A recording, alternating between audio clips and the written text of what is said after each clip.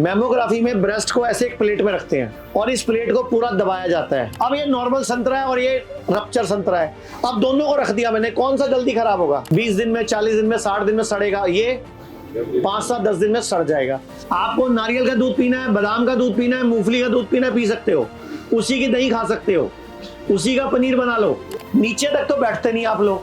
Potty भी आपको English seat पे करनी है, पेशाब भी खड़े खड़े करना है और भैंस का दूध पीना है। हजम कहां से होएगा? बॉडी बहुत सियानी है। जब भी हमारे शरीर में कोई कचरा घूम रहा होता है, बॉडी पहले कोशिश करती है उसको पॉटी में, सुसु में, पसीने से निकालने की। जब नहीं निकाल पाती तो बॉडी डर जाती है कि कहीं ब्रेन में ना फंस जाए, हार्ट में ना फंस जाए, मर ना जाए बंदा। तो वो बॉडी में कोई ऐसी जगह जो नहीं यूज हो रही, वहां सारा कचरा इकट्ठा कर देती है। मेमोग्राफी क्या होती है? लेडीज को एक ब्रेस्ट को ऐसे प्लेट में रखना होता है। बेटा एक बार गूगल से कोई मेमोग्राफी की फोटो निकाल दो, या तो अगर है तो। मेमोग्राफी में ब्रेस्ट को ऐसे एक प्लेट में रखते हैं और इस प्लेट को पूरा दबाया जाता है। मतलब ब्रेस्ट का जितना साइज हो लगभग आधा कर दिया जाता है। मतलब यानी कि ब्रेस्ट को पूरा जोर से दबाया जाता है, प्रेस किया जाता है। 22 किलो की प्लेट होती है जिसमें दबाया जाता है, उस 22 किलो की प्लेट होती है। हाँ जी, ये मेमोग्राफी में देखो, आप फोटो देखो जरा। ये लेडीज की ब्रेस्ट को ना ऐसे प्लेट में दबाया जाता है। यहां से देखो, ये ब्रेस्ट को दबाया जाता है प्लेट में। ये दबा के इतना प्रेशर आता है कि ब्रेस्ट जो है लगभग वो ऐसे हो जाती है, ऐसे मतलब फटने को हो जाती है। जैसे ये फट गई, जैसे बीच में से, जैसे संतरा फट गया ना दबाने से, इतना ज्यादा दबाया जाता है। देखो ये दबाया कितना, मतलब जितना ब्रेस्ट होता है उसका लगभग 50% दबाया जाता है। तो इतना दबाने से इसके अंदर जो टिश्यू होता है, जो मेमोरी ग्लैंड होता है, जो गांठ होती है, वो रप्चर हो जाती है लगभग 80% केसेस में। तो असल में कैंसर होता नहीं है, वो रप्चर हो जाने के बाद कैंसर बनता है। तो मेमोग्राफी कोई चेकिंग करने की मशीन नहीं है, मेमोग्राफी कैंसर को तैयार करने की मशीन है। और मेरी बात मत मानो, आप अपना मोबाइल नंबर लिखवा दो। दुनिया में लगभग 40 देशों में मेमोग्राफी पे रिसर्च हुई है। वो सारे रिसर्च पेपर मैं आपको भेज देता हूं। आप मेरी बात मत मानना, कोई भी जो मैं बोलूं आप मुझसे सबूत मांग सकते हो। मैं आपको इतने रिसर्च पेपर देखूंगा, आप पढ़ते पढ़ते थक जाओगे, इतने दे दूंगा, क्योंकि हमने ढूंढ रखे हैं। तो ब्रेस्ट को ऐसे दबा दिया जाता है। अब जब ये ब्रेस्ट को ऐसे दबा दिया जाता है, अब मैं इसको मान लो संतरे को दबा दिया मैंने, फट गया अंदर से, मान लो टिश्यू रप्चर हो गया। अब ये नॉर्मल संतरा है और ये रप्चर संतरा है। अब दोनों को रख दिया मैंने, कौन सा जल्दी खराब होगा? ये कितने दिन में खराब होगा? 20 दिन में, 40 दिन में, 60 दिन में सड़ेगा, ये 5 से 10 दिन में सड़ जाएगा। इसके बाद लेडीज को दर्दें शुरू होती हैं, निप्पल से ब्लड आना, पस आना या गांठ का बढ़ना शुरू होता है। और उनको लगता क्या है, मैं कैंसर से मर रही हूं, जबकि नहीं, वो सिर्फ एक गांठ थी। आपने उसको छेड़ा, तंग किया, तो वो गांठ खराब हुई, अदरवाइज कुछ नहीं था, वो सिंपल गांठ थी। अब आप समझो दूसरी बात। अब ये नॉर्मल संतरा है मेरे हाथ में, ये नॉर्मल संतरा है। अब आप समझो बायोप्सी क्या होती है। बायोप्सी में एक टुकड़ा निकाला जाता है उस जगह से, जैसे कि मैंने यहां से निकाल दिया। हाँ जी, ये टुकड़ा निकाल दिया मैंने। अब मैं दोनों को रख देता हूं, कौन सा जल्दी खराब होगा?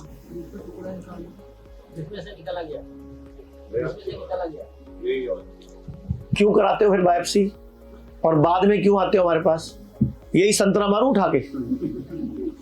सबसे पहले आप कॉमन सेंस यूज करो, इसीलिए हम वीडियोस बनाते हैं। और आपको एक मजबूरी बताता हूं, हम लोग वीडियो में बोल नहीं सकते, हम कहीं भी ऐड नहीं दे सकते कैंसर, किडनी फेल। भारत में कानून लागू है, तो हमारे पास मजबूरी है, हमें लोगों की वीडियो बनानी पड़ती है, हम नहीं बोल सकते।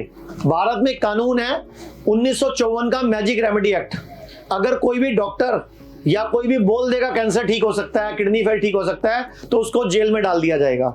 अंग्रेजों ने कानून बनाया था 1940 में, आज भी लागू है। तो हमें क्या करना पड़ता है, मजबूरी में आप लोगों को जगाने के लिए हमें आपको पेशेंट के वीडियो दिखाने पड़ते हैं, और कोई चारा नहीं है। आपने बोला आप कुछ भरोसा दे दो, मेरे को अंदर जाना है क्या? क्या मरवाओगे मुझे आप समझो भाई, हम लोग नहीं बोल सकते अपने मुंह से, ना मैं बोल सकता हूं, ना मेरा कोई डॉक्टर बोल सकता है।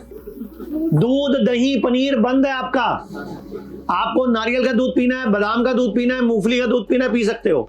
उसी की दही खा सकते हो, उसी का पनीर बना लो। अगर आपको ज्यादा शौक है तो नारियल का दूध पियो, बादाम का दूध पियो, मूंगफली का दूध पियो, उसी का पनीर बनाओ, उसी की दही खाओ। ये गाय भैंस का दूध छोड़ दो, या फिर खुद गाय पाल लो, फिर पी सकते हो।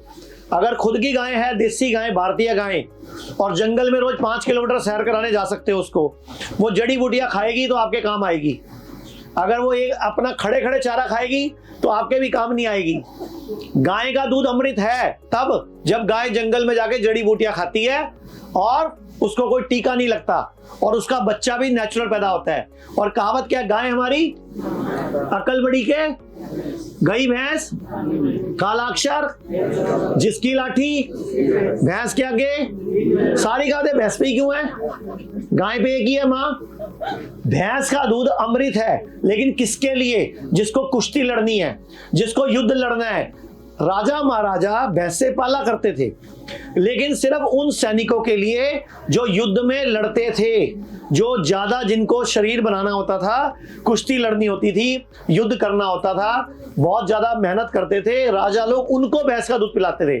बाकी सबके लिए देसी भारतीय गाय का दूध होता था। लेकिन आप लोगों ने क्या किया, घर में आप डक्का नहीं तोड़ते, नीचे तक तो बैठते नहीं आप लोग, पॉटी भी आपको इंग्लिश सीट पे करनी है, पेशाब भी खड़े खड़े करना है, और भैंस का दूध पीना है। हजम कहां से होएगा? तो बीमारी बनेगा, वो किडनी फेल करेगा, लीवर खराब करेगा, कोई गांठ बनाएगा। बॉडी में अगर कोई भी किसी के ट्यूमर बनता है, गांठ बनती है, रसौली बनती है, तो भगवान को थैंक यू बोलो। सुन लो, अब अगर आपके कहीं गांठ बनी तो बॉडी भगवान को थैंक यू बोलो। अगर वो गांठ नहीं बनती और कचरा बॉडी में घूमता घूमता ब्रेन में फंस जाता या हार्ट में फंस जाता तो जिंदा भी ना होते। ऊपर बैठे देखते इन्होंने शादी किससे कराई अब दोबारा। आप समझो, बॉडी ने गांठ बनाई आपके भले के लिए, बॉडी ने पथरी बनाई आपके भले के लिए। बॉडी बहुत सियानी है। जब भी हमारे शरीर में कोई कचरा घूम रहा होता है, बॉडी पहले कोशिश करती है उसको पोटी में, सुसु में, पसीने से निकालने की। जब नहीं निकाल पाती तो बॉडी डर जाती है कि कहीं ब्रेन में ना फंस जाए, हार्ट में ना फंस जाए, मर ना जाए बंदा। तो वो बॉडी में कोई ऐसी जगह जो नहीं यूज हो रही, वहां सारा कचरा इकट्ठा कर देती है, यूट्रस में, ब्रेस्ट में, गॉल ब्लैडर में। समझ आई? तो बॉडी ये रसौली, ये पथरी आपके भले के लिए बनाती है। लेकिन आप लोग ज्यादा सियाने हो, पढ़े लिखे ज्यादा हो, आप उसकी छेड़ाखानी करते हो, पेट स्कैन करा, बायोप्सी करा, डर लग जाता है, या आप अपनी गलतियां नहीं सुधारते कि गांठ बननी बंद कर दूं, मैं कारण खत्म कर दूं। एक नोबेल प्राइज मिला है 2016 में योशिओ सुमी को, जापानीज साइंटिस्ट है। उसको क्यों मिला? ऑटोफेगी, कि बॉडी अपनी स्वयं गांठ को खुद खा सकती है, लेकिन करना क्या पड़ेगा आपको? 14, 16, 18 घंटे की फास्टिंग करनी पड़ेगी, 24 घंटे की फास्टिंग करनी पड़ेगी। मैंने क्या बोला? हफ्ते में 6 दिन खाओ, 1 दिन। पूरे भारत में हमारे 58 से अधिक हॉस्पिटल्स, 60 से अधिक क्लिनिक व डे केयर सेंटर्स हैं। पूरे भारत में 900 से अधिक आयुर्वेदिक, एलोपैथिक, होम्योपैथिक व नेचुरोपैथी डॉक्टर्स हमारे साथ जुड़े हुए हैं। भारत के हर बड़े शहर में हमारे आयुर्वेदिक हॉस्पिटल्स हैं। इनमें से मुख्य हॉस्पिटल मेरठ, दिल्ली NCR, मुंबई, लखनऊ, डेराबसी, पंचकुला और कुरुक्षेत्र में हैं। यहाँ पर kidney fail, liver fail, cancer, heart problem, जोड़ों के दर्द, diabetes, BP, sugar, piles, fissure व फिस्टुला और अन्य बड़ी से बड़ी बीमारियों को रिवर्स किया व सिखाया जाता है। अगर आप वीडियो में कही गई बात से सहमत हैं तो Y टाइप करें, सहमत नहीं हैं तो N टाइप करें।